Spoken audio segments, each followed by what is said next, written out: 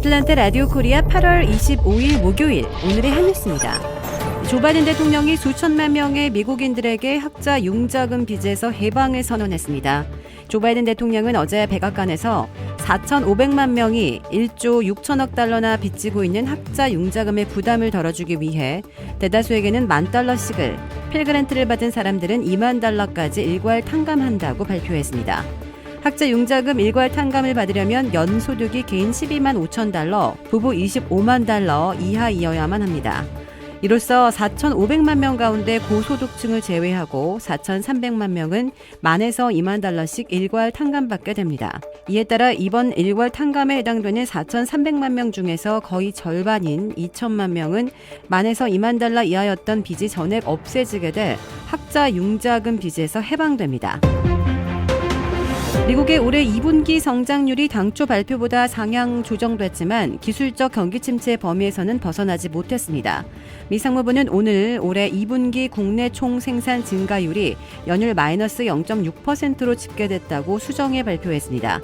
이는 잠정치로 지난달 발표한 속보치 마이너스 0.9%에서 0.3%포인트가 올라갔습니다.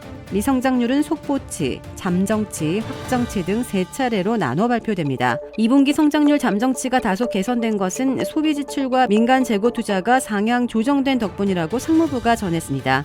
당초 1% 증가한 것으로 집계됐던 개인 소비 지출은 1.5% 증가한 것으로 조정됐습니다. 앞서 1분기 1.6% 후퇴한 미국 경제는 이날 상향 조정에도 불구하고 2분기 연속 마이너스 성장을 기록하게 됐습니다.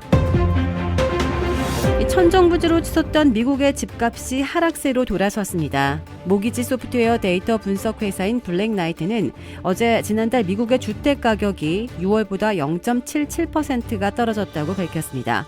이는 3년 만에 첫 월간 집값 하락으로 0.77%의 하락폭은 지난 2011년 1월 이후 11년여 만에 가장 크다고 CNBC 방송이 전했습니다. 지역별로는 세너제이 마이너스 10%, 시애틀 마이너스 7.7%, 샌프란시스코 마이너스 7.4%, 샌디에이고 마이너스 5.6%, 로스앤젤레스 마이너스 4.3%, 덴버 마이너스 4.3% 등 주로 서부 도시들의 집값이 지난달 많이 하락한 것으로 조사됐습니다. 미국이 오리지널 백신에 이어 오미크론 변이들을 타겟으로 개발된 새 백신에 대한 대대적인 접종 캠페인에 돌입할 채비를 하고 있습니다.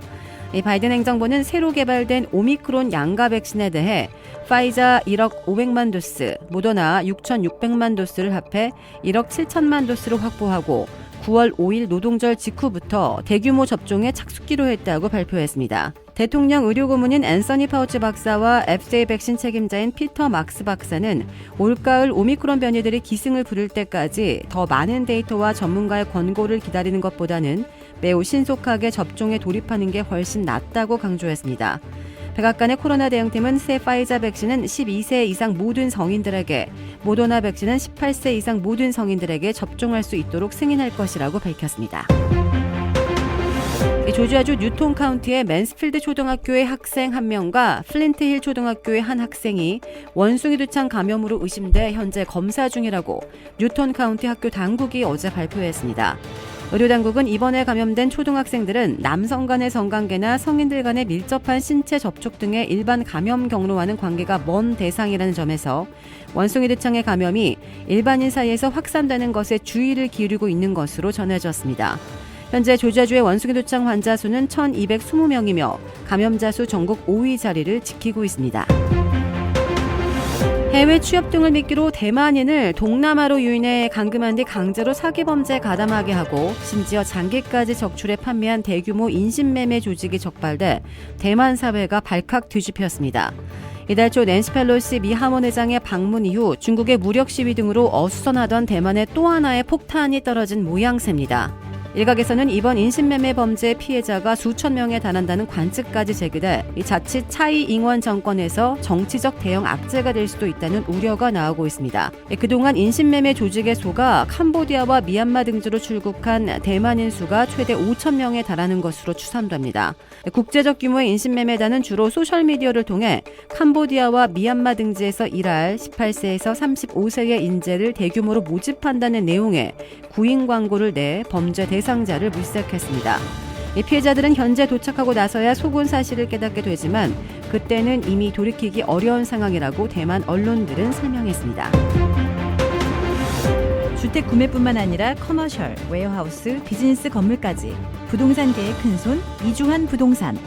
크레딧 카드 빚 최대 80%까지 탕감. 크레딧은 지켜드리고 빚은 줄여드리는 O3 컨설팅이 오늘의 한 뉴스를 후원합니다. 이상 애틀란타 라디오 코리아 8월 25일 목요일 오늘의 한 뉴스의 고지선이었습니다.